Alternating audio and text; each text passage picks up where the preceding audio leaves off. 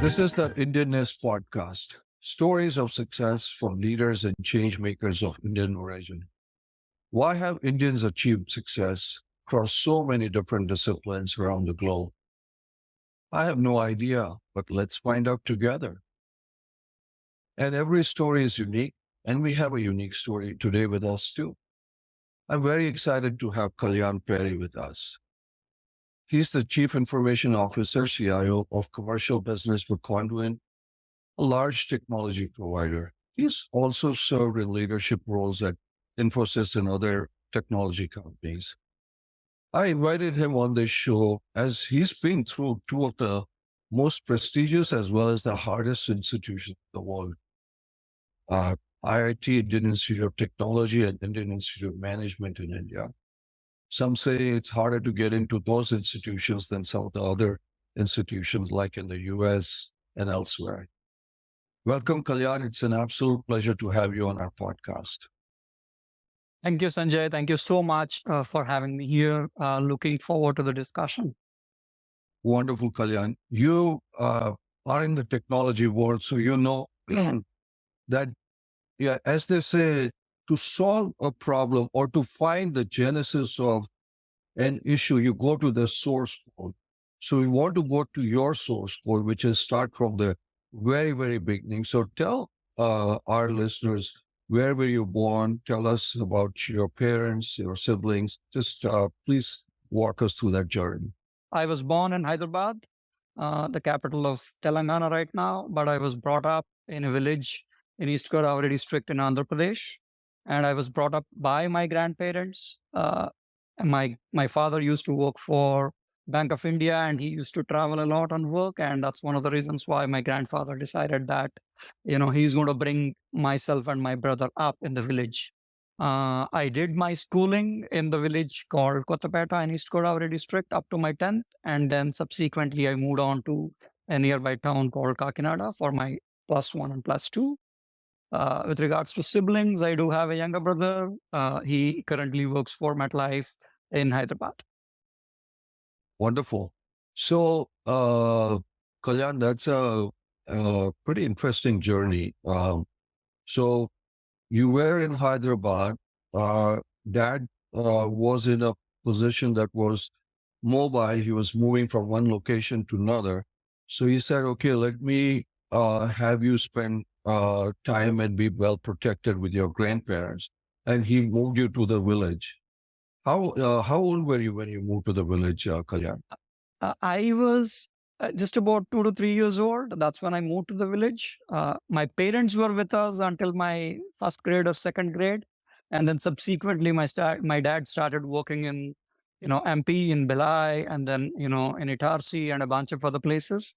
So practically all my schooling was in the village in Telugu medium until my 10th grade, right? We used to live with our grandparents, my paternal grandparents. My mom used to visit us every 3 to 4 months, and then we used to visit my parents in the summer holidays. And my dad used to visit us potentially every 6 to 9 months, right? So that's sort of the arrangement. In hindsight, it sort of worked out very well, but that's essentially what the ecosystem was. Um, so when you moved there and your parents were obviously away, your grandparents would become de facto parents to in many ways for you. And then you were going to schooling and things of that nature. What was, did you think it was a little unusual situation? What was going on at that time in your mind, Kalyan? I think it is unusual right now, but at that point in time, I didn't think it was unusual, right? Because it's like this, right? We didn't know any better, so that's life for us, right? So I was with my grandmom. She was practically my second mom, and then actually until about 5 or 6 years old, I used to call my grandmother Amma, right? And then I realized my mom is a little different. It's a different person, right? So it was it was a much simpler life those days, right? My grandfather, from an education perspective, my grandfather passed out 8th grade, right? That's the education that he had. My dad, was able to do his graduation, not a professional degree, but graduation, right?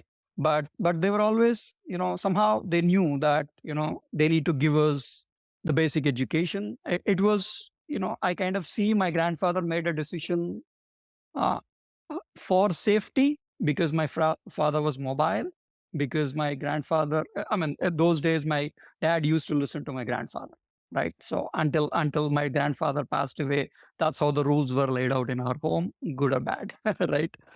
So he kind of decided that, safety is more important than moving around, and that's the decision that he had made. The village was great. uh, it was a much simpler life. We used to walk to our school, we used to play, I would say, 2/3 of the day, because our school was just about 4 to 5 hours of instructions in those days, right? But we were fortunate to have found a handful of friends, in the village, and we used to learn from each other, play a lot, and a couple of my seniors had, you know, families that have studied better, and we used to sort of understand from them, learn from them, and sort of used to think about how would life be after 10th grade, right? So sort of much simpler world, much different world. I wouldn't say we were in a protected environment, because we were not, but it's like we didn't know any better, right? For example, I did not hear of IIT until I got into my 11th grade, right? I moved to the town, right? I heard about MSET, which is the state engineering entrance exam, in my ninth or 10th grade, right? So you know, we were just enjoying life as it comes, if I may say so, right? So that's life for us at that point in time. That was your normal, Yeah. and it seemed like a pretty good one.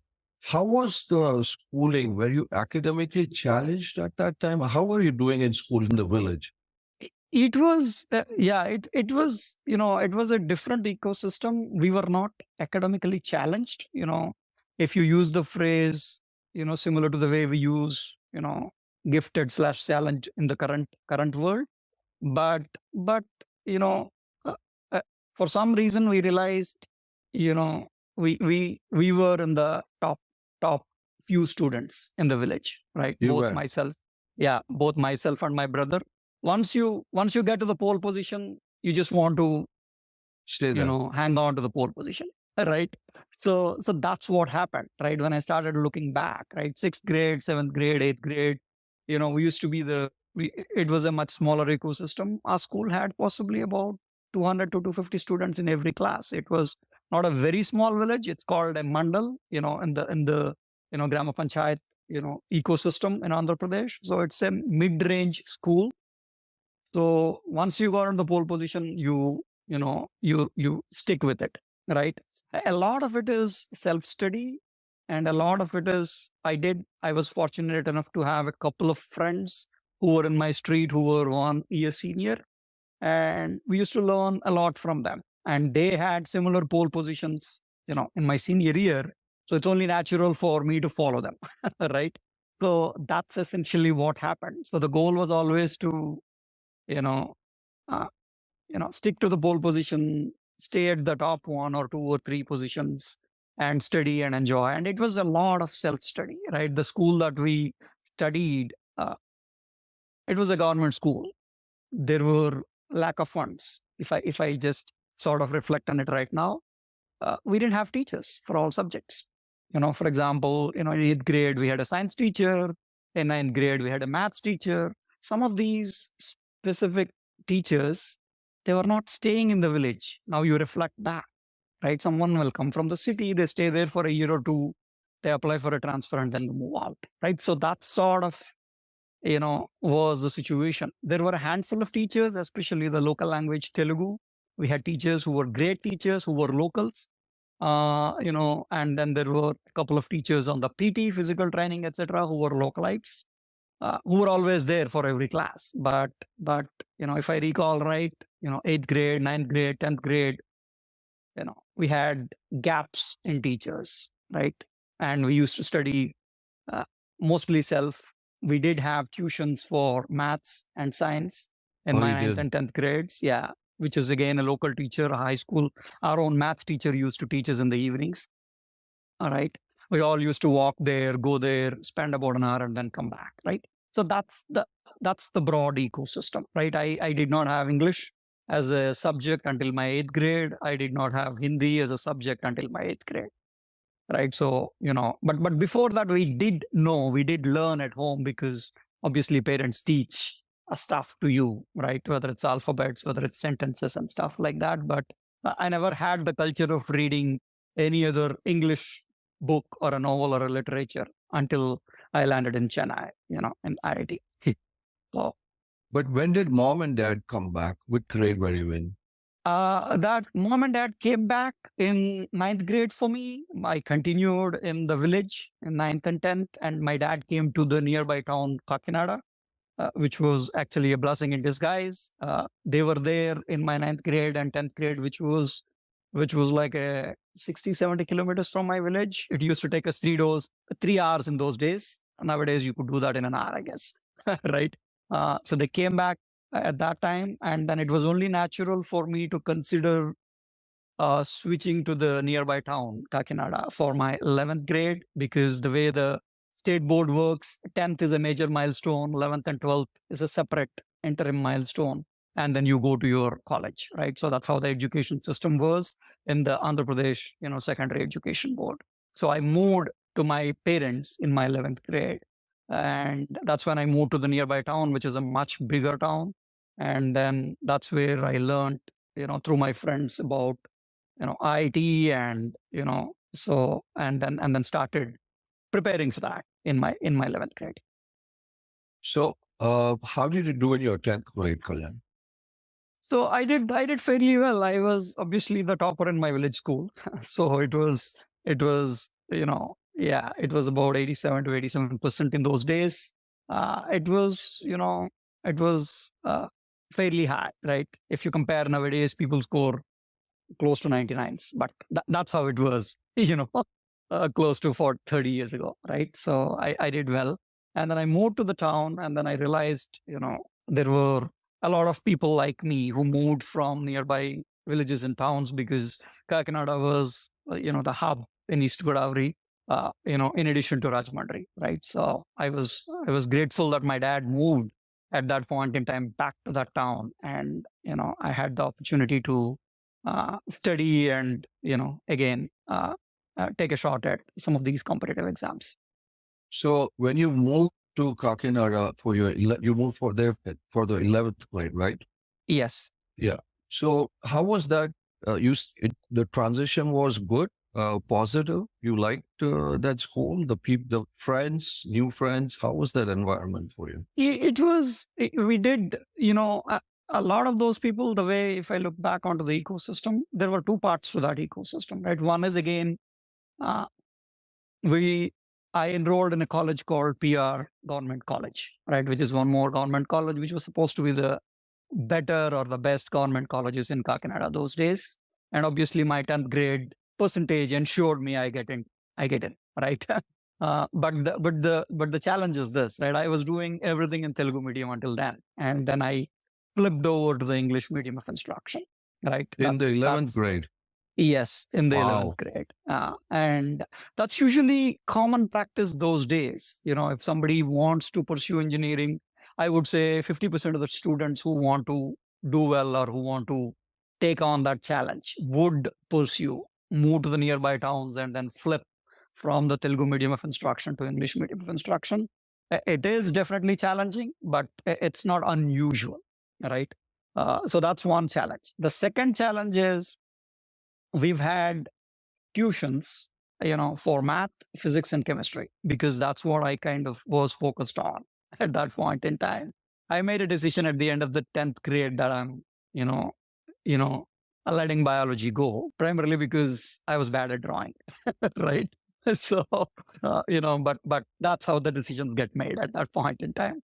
So I did that, and we used to have a 2-hour session on math every morning from 5 to 7, and then 1 hour session for physics and 1 hour session for chemistry. again from 5 to 7 or 6 to 8, depending on the day.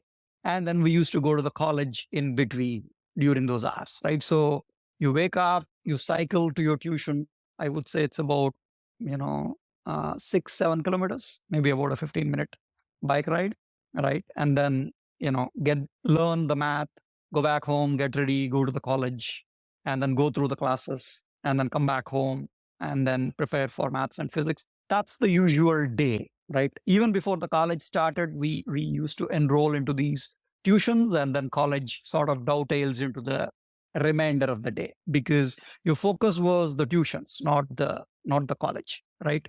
The college, where what you're focused on primarily, again, it's unfortunate, but the college, what you're focused on primarily is the languages. You've had English, you've had Sanskrit, and then you've had laboratories. One is a physics laboratory, one is a chemistry laboratory. These are the four that you would focus on the college, but the primary instruction on math, physics, and chemistry was from these tuitions, right? So that's how the setup used to be. These tuitions, I don't know how to see that. They are not very expensive those days. For example, I think it used to be 1,000 rupees, to 1,500 rupees for a physics lesson. That's all changed, included. Kalyan. Yeah, that's changed quite a bit, right? Because these were the days when the Narayanas or the Kotas were possibly much smaller ecosystems, right? Right. So that's what I used to be, and that's what my This life was was in for 2 years. 11th and 12th. That was your life. Pretty much 11th and 12th, and we started. College starts sometime in July after all the admissions. I started these tuitions sometime in May at the end of 10th, even before my results were out. Right. And then from May all the way to next May, 2 years ago, you wrote JE on May first week, 2 days, and then you wrote MCET on June 15th. So that's pretty much is the 25 months life, right? But it what was was a lot of fun. driving you? What Yeah. was driving you? Because you, again, and this is just a question, I'm making an assumption. You didn't have anybody kind of navigating you or pushing you or guiding you towards any of this. Was that? Not within the family. I think it's a lot, from what I've seen from my seniors that I spoke of in my street. And then, I think it's the, I don't know, there seems like an inner drive to be able to do well, right? It's like once you start seeing the result, the tailwind itself will drive you, right? If that's how I see it, right? I mean, I still sort of keep looking for what was driving us. Maybe there are a couple of things maybe I can reflect back, when I look back on my, I did talk about my paternal grandfather, right? I think, I just also want to make a mention of my mom's dad, my maternal grandfather. He was a different personality, right? He lost his dad at 20. When he was 20, he was married. He already had my mom by then, more or less. And then he had 8 siblings who were 20 and under, right? He went through a journey bringing all of those four brothers and 4 sisters, get them settled. And in parallel, he used to work for income tax of India, right? He started at the lowest level, clerical level. And by the time he retired as an assistant commissioner of income tax. He used to be, a lot more, sort of inspiration in those days, right? So, we used to spend time with him only during our holidays, potentially the Pongals and the Dasharas. That's when we used to go and meet, because our summers are blocked for my parents. Right. So, sort of, I would like to believe, there is a, internal motivation to be able to emulate, the success that he was enjoying, because by the time I was in my 10th grade, he's already, at a higher level, right? And he used to work for the government, and, whenever people used to come, we used to see that he used to make an impact, in that role or in that position. Potentially, that's the dichotomy that I had, right? Where, a paternal grandfather, who I would say, he's an embodiment of this philosophy: happiness lies within you. you need not look elsewhere, right? He's always focused on people. He's always focused on, friends and family, meeting people, celebrating festivals, living within your own means, sort of stuff, right? And then on the other side of the spectrum, somebody with the same cultural background, but a lot more ambitious, coming from the lowest level of the corporate strata, and then sort of grow through the ranks, right? So that's what possibly would have played me, and that's what might have given me the motivation to go after what I was going after. So maybe emulating the maternal side professionally and the paternal side for the internal happiness kind of thing. But you obviously there's something internally also within you that was driving you because there was a lot going on. So um, Kalyan, so 11th and 12th, and you were staying with your parents at that point, right? Yes. Yes. Yeah. So you were staying with the parents. Brother was also staying with the parents. He was also going to college, doing the same time. So then what happened at the end of 12th? And you started thinking about IIT and all that other stuff because of the older people that you had been trying to emulate. They were starting to talk about that. Yeah, so IITs is something that happened in my 11th grade when I landed in the tuitions. I made a handful of friends, and MCET is the engineering entrance examination. That's what everyone goes after. That's the holy grail. All right. But that's when I learned about IITs, and then a handful of my friends in the tuitions and started preparing for that. Right. That's when I realized, okay, so I started obviously collaborating with them. One of my friends used to get the Agarwal's correspondence. I enrolled for the Brilliance correspondence, and because we did not have any formal coaching or tuition for IITs in our town those days, right? The focus of my tuitions was primarily completing plus 11, plus 1 and plus 2, and then MCET, right? That's the focus of those tuitions. The preparation for IIT is sort of a little different from the MCET preparation, right? Which tends to be a lot more objective in nature from acing the exam perspective, right? Whereas IIT is a lot more subjective, large scale problems and things of that nature, and it takes the disciplines, especially in the physics, chemistry, and maths, to a different level to some extent, right? So we were exchanging notes.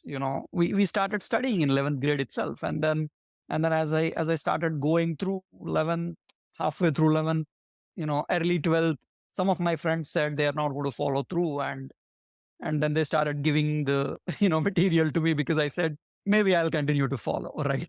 So that's what happened. But you were already in Brilliant, right, by that time?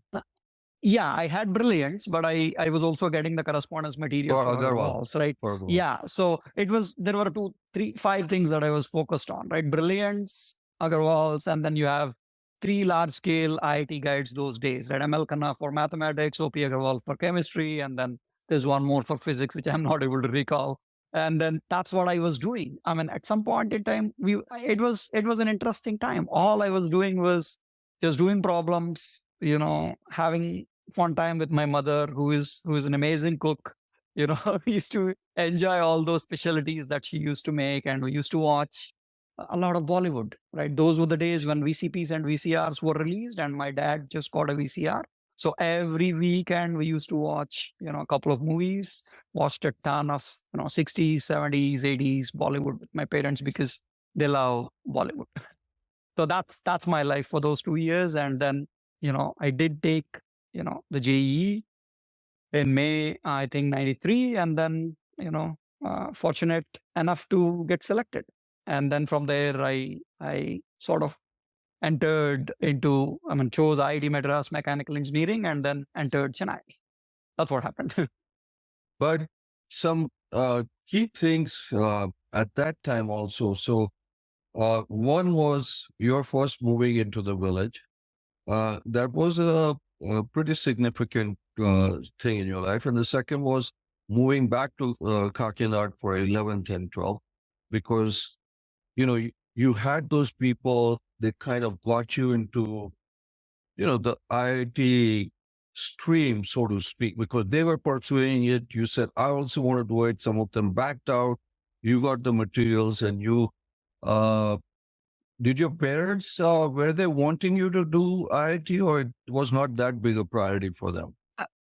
By then they realized I'm going to be doing engineering, but I don't think, they had a preference per se for IIT, right? I think by then my parents have realized I'm going to end up as an engineer, which itself they were sort of very happy with, right? So They didn't know the procedure of IIT at that time. uh, uh, I think my dad knew because I was asking him to buy, the books, right? ML Khanna, Upegrawal, I Erdo, right? SL Loni. These were some of the books that I was just, again, some of them I didn't do. I just bought it because everybody wants to buy it. It's like the way you buy shoes before you want to run, right? Or you buy So, golf clubs before you start playing golf. yeah, absolutely. There is some of that too, but I did use some of those, so he knew because I used to go to take him to the bookstore, and we didn't have secondhand books sort of stuff in Kakinada, unlike some of the cities have. So it was some of those books were expensive, but he knew what I was going after, right? But he was not sure whether I was going to succeed or fail. So when you gave the exam, did you think you were going to make it, Kalyan? What was your thought? I was not, I knew I did the examination pattern was a little different compared to these days, Sanjay, right? We had the qualifier, and then we had the 3 hour blocks of physics, maths, chemistry, right? I thought I did the qualifier reasonably well, so I knew I was going to be evaluated, and I thought I could have done the math better, right? I did chemistry well. Physics was always my Achilles heel, so my strategy was always to develop on math and chemistry, and then do as good as it gets on physics, right? So that's how it was. But I thought I did make there were some lost opportunities in math, is what I thought. But I was fancying my chances if I were to look at those 6 weeks. So when you got the result, were you happy? Absolutely. What was going through your mind? I think again, I sort of I thought it was great. I thought it was great to be able to get into the top 1,000 at that point in time, and I knew I would get a discipline that I might like, close to my home. So it was I would say ecstatic, right?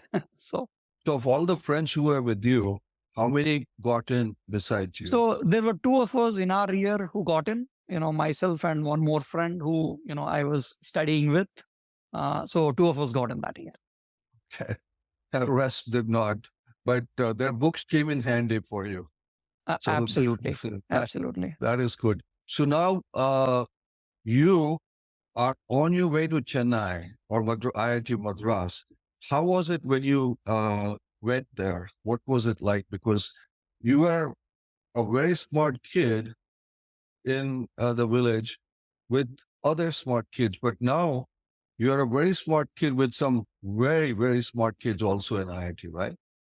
Yeah, absolutely. I think it took me a few months before I realized where I was, and by then the first semester has just passed by, right? And it was a disaster, right? Sure. So That's so normal. so yeah, so it was interesting. Right? The other challenge that I had was, even though I moved from the medium of instruction change from Telugu to English, it didn't impact me when I did that in +1 or +2, because all said and done, maths, physics, and chemistry, you know, it didn't require me to have a conversation to somebody else. I was able to interpret, I was able to understand the meaning. I was still working in my own brain with my primary language is Telugu, right? But when you are brought up like that, the issue is this, right? I still have the same challenge. I start. It's see, when you go through a medium of instruction, you start thinking in that language. There is a connection between logic and how you want to interpret that logic, and how the articulation comes out of your mouth. right? So I started struggling there. Luckily for me, again, I was extremely fortunate enough to make a bunch of friends. Some of them are friends for life now. I'm in touch with those guys even now. We talk about every topic these days, right? Starting from the politics, starting from education, starting from children, So those friends did help me, manage Were they my from y- your y- area? Were they yes, from Hyderabad? yes, pretty much all of them are from Hyderabad, and that language connection definitely helped at that point in time, right? Especially in IIT.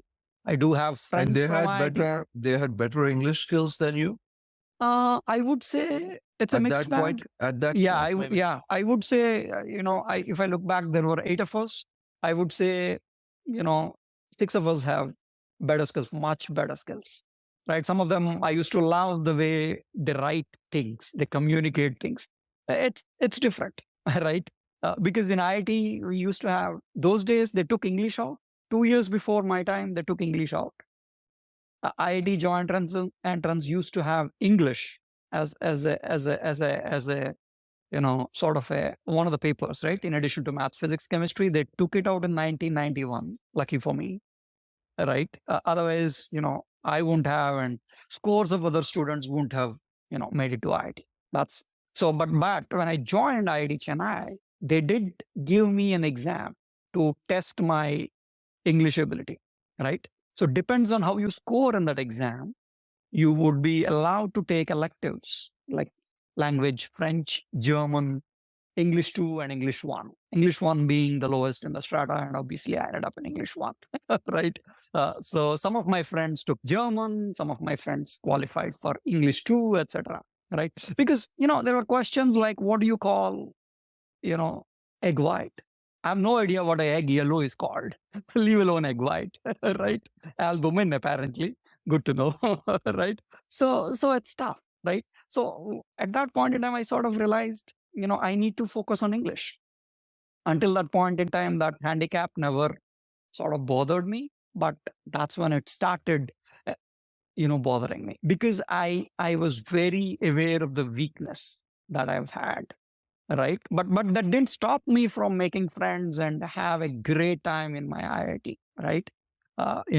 Again, I was fortunate enough to find these friends. I was fortunate enough to not get into any emotional issues as a 17-year-old with no principal instruction in English, landing up in Chennai and then managing 4 years.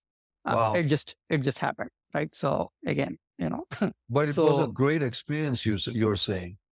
yeah, it was a great experience for me. In hindsight, I mean, I met my friends for the 20th year reunion. I met my friends for the 25th year reunion. I meet, you know, not just my core group of 8 friends, but my hostel mates. We just met, 20 of us met in Austin, in USA, right? So we have a very strong, connection, right? So definitely, I think that sort of friends ecosystem would have helped. If I reflect back, at that point in time, we were all competing with each other for ranks, I Yep. guess, right? But that did not come in the way, to become sort of good friends and great friends, right? So that's how it was, right, at that point in Yeah. time. So it was a great experience. And you were doing mechanical engineering there, right? Yes, I did mechanic. Yeah. And so let's say IIT ended, then what happened, Kalyan? So I sort of took up my first job with Infosys, right after IIT. It was a campus placement. Which I city? Which city? This was in Bangalore. So from Kakinada to Chennai, Chennai to Bangalore. So I was with Infosys for 2 years in Bangalore. How was Again, that? it was Bangalore? yeah, it was my first time in a sort of a cosmopolitan, right? I was in Chennai, granted, but we were in the hostel, Yeah, you right? were We still in were your cocoon. exactly, we were in a different cocoon. The only times we used to go out was we used to go to a theater called Melody to watch Bollywood movies, Bazigar and whatnot, right? And then maybe we used to step out, once every alternate week to go and eat outside. right? Even though the frequency with which we stepped out increased exponentially from year 1 to year 4, right? So that was great. But Bangalore, it was different. And, we joined Infosys. It was a great company. This was way back in 97, 90, 99. So one of those days where Infosys used to be a 2000 employee, organization, give or take, somewhere in that range. This is when Narayan Murthy was this. Yeah, absolutely. Great experience, got to see how, uh, the corporate world operates, how we can, contribute to the, corporate And world. people from different part of India also were there.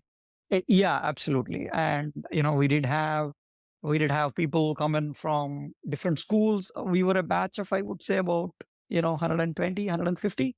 I think these were those times where, Infosys used to, hire and train in anticipation of the future demand. That was one of those strategies that was adopted, by Infosys at that point in time, worked out very well for all of us. Yes. Right. So it was again, a common group, but I moved with my, IIT ecosystem.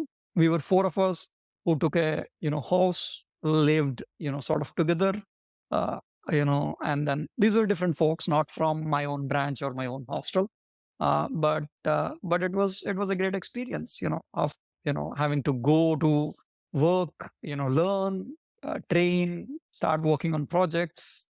These were the days when, some of us were working on mainframes. These were the days Y2K was, possibly getting started, right? Was not even there in the horizon, right? These were the days when industry was flipping from monolithic mainframes to distributed client servers, right? So, I had Power opportunities to, builder, power yeah, builder, absolutely. etc., Visual etc. Basic, Power Builder, and then and the campus we did Pascal and Fortran, but that's not something that I never got to use. Right? I know. You know, And so COBOL, maybe?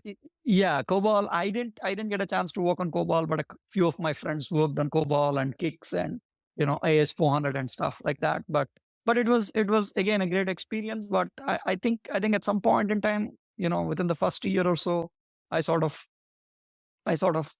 wanted to. I mean, I always wanted to go beyond my, engineering. Right. One of the reasons why potentially I might have chosen against grad school is because, I was not sure whether I would crack TOEFL or GRE, right?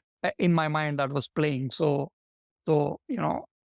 I sort of reasoned that, maybe it's time to flip the discipline, right?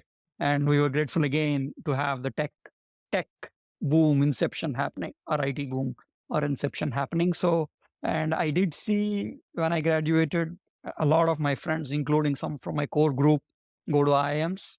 So that is something that, I always thought would be great, to experience, from a learning perspective and also from my resume value, right? So that's simply how my mind was working. So when I came into Bangalore after the first year, again I started focusing on that.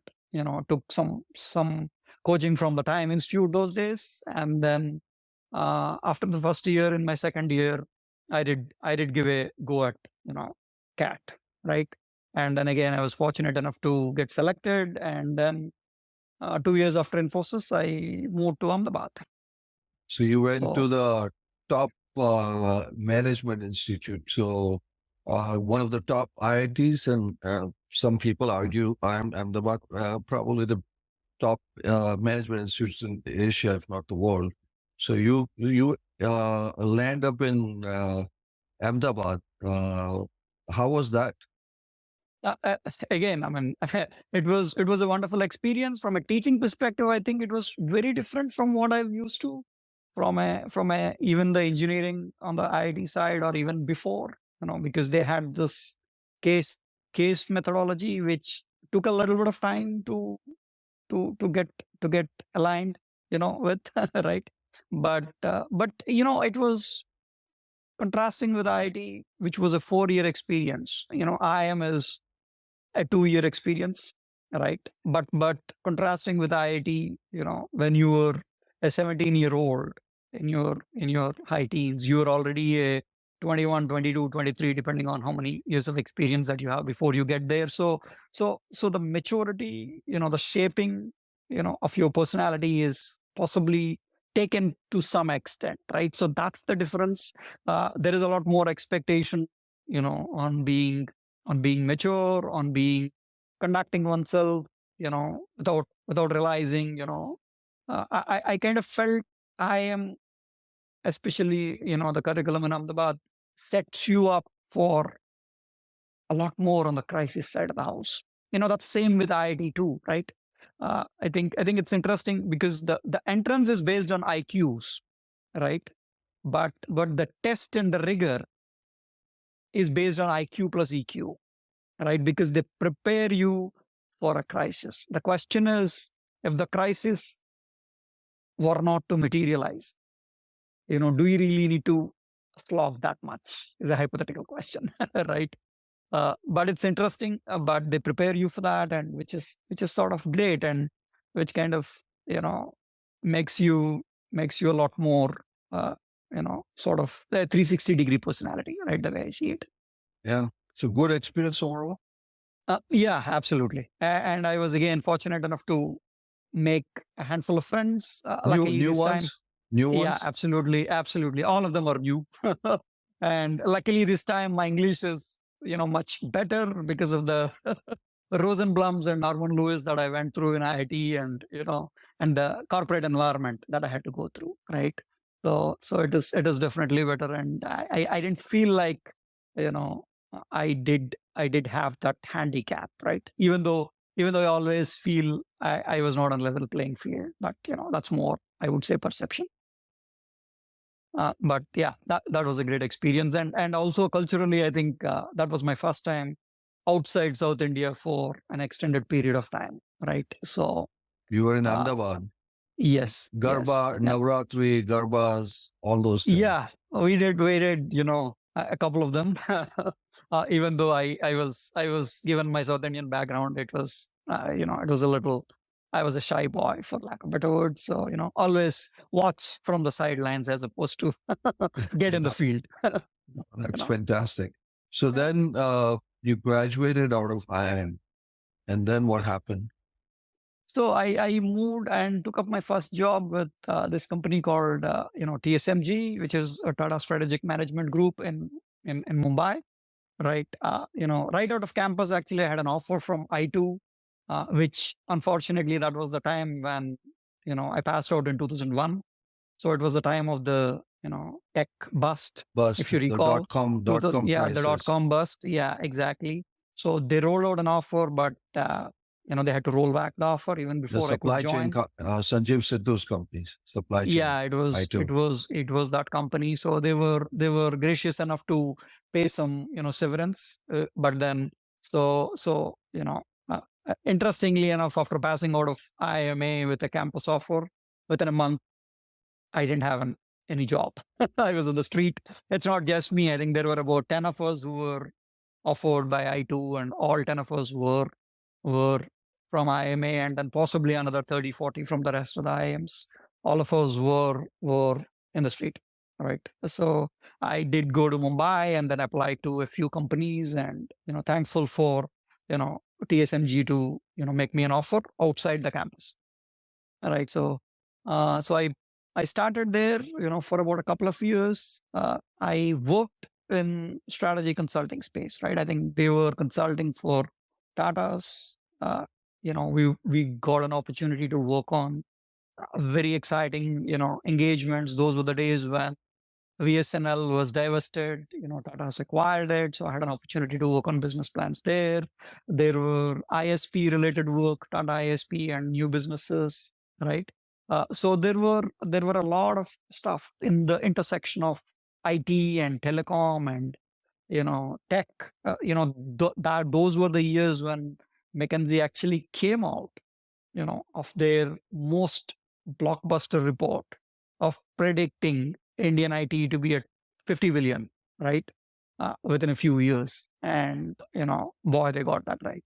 Right. So it was that time, right? So, fortunate enough to, work as a junior consultant, associate consultant to some of those engagements. But then, that was the time also I was sort of, especially looking back to IT or technology. I did enjoy the experience that I had with Infosys before my MBA. So I thought, uh, you know, perhaps I should go back there, given the tech boom that we're all predicting, right? So I switched back to Infosys. I joined them in Hyderabad, was there for a few months, and then essentially came to the USA, through Infosys for to work for one of their premier clients, right? So that's essentially in 2003, and from that point onwards, I've been in this country, Journey. and yeah, And that's exactly. the journey has been. So when you Yes. look back, Kalyan, everybody's life, and I have to say that, a kid who didn't speak the language, uh, was in a village with grandparents, and those are all great things. Ends up in IIT Chennai, and then ends up in IIM. Wow, what a amazing thing. Says a lot about you, lot about you. But so when you look back, and to be honest with you, most of us, because we are living in such a fast-paced life, never have the chance sometimes to look back. Were there some key things that you say, hey, those were the key things or key influencers in my life? I think as you said, your maternal grandparents, your paternal grandparents, but uh,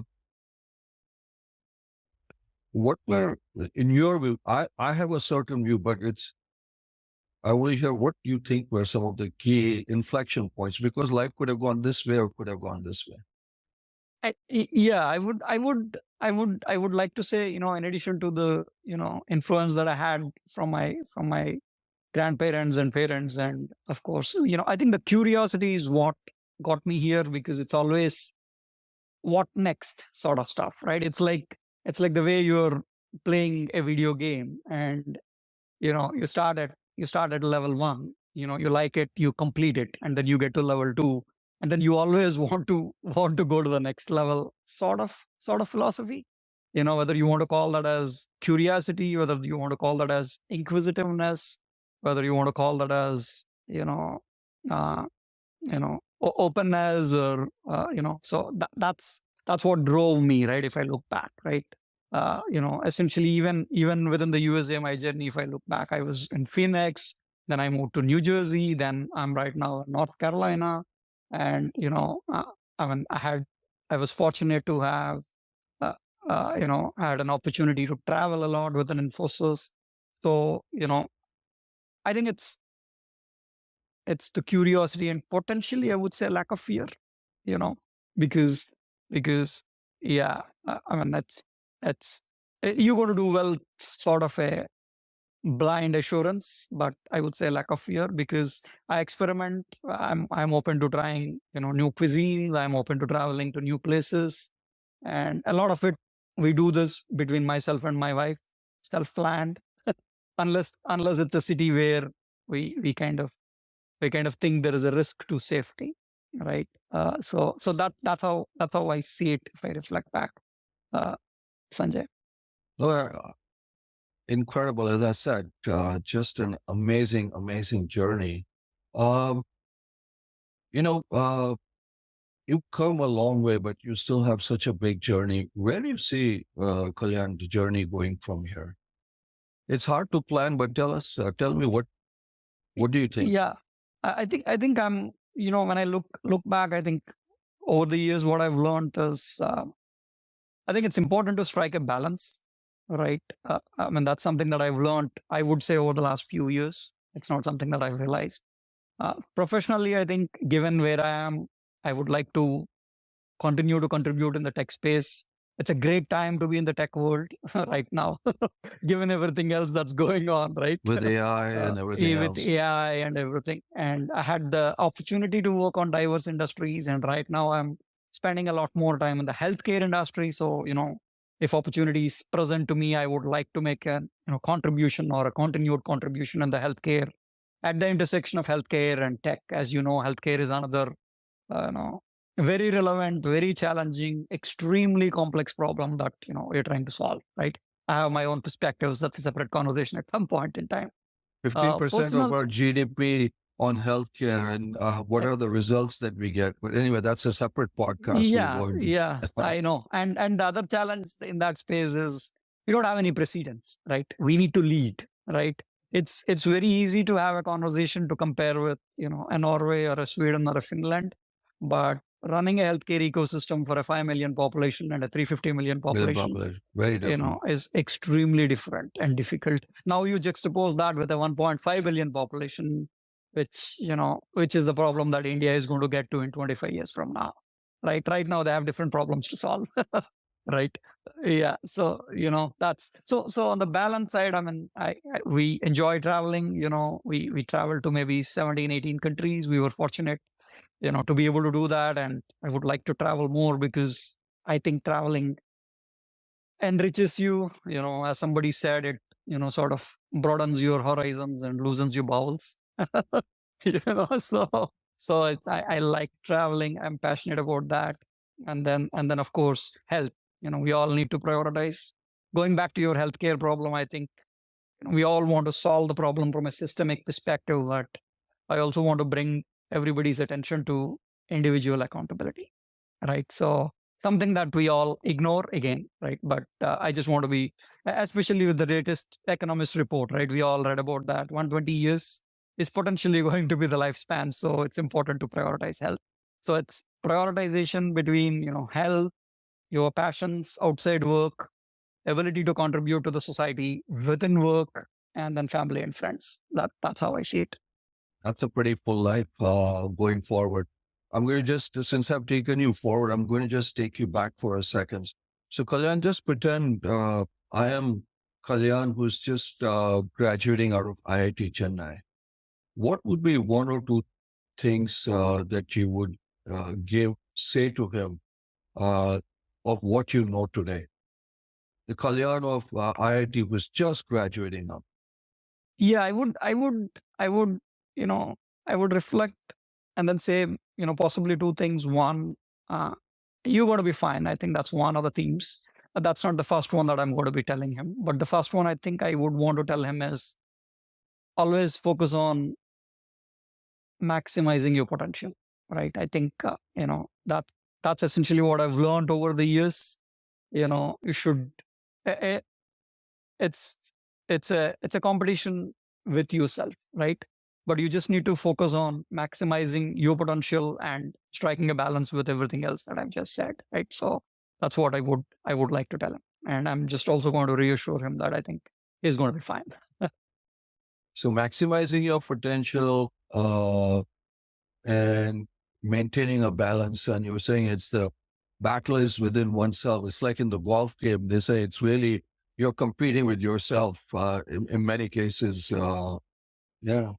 Exactly. I mean, every time you feel like you want to better your score, just focus on your own score, right? Because it's a journey. I know rat race as a derogatory term, but it's when you want to figure out when you want to step up the accelerator and ease off the accelerator. When you ease off the accelerator, there are opportunities that you're losing when you step up the accelerator. You may want to just look at them and then try and see what you want to do, right? It's a 360-degree, perspective to life is how I see it, Sanjay, right? It's, because I kind of feel all of us are in the center of maybe a cube. And if you go close to, money, or if you go close to a position, if you go close to something, you are going to be farther away from a family or a friend or a health, or giving back to community. So it's, I kind of believe there are always competing priorities. There are always constraints. We always will have constraints, right? It's about making a choice. It's about making that prioritization. It's about striking the balance. That's essentially what I would like to tell him. That's great. That's fantastic. Strike the balance, which is, sometimes harder said than done.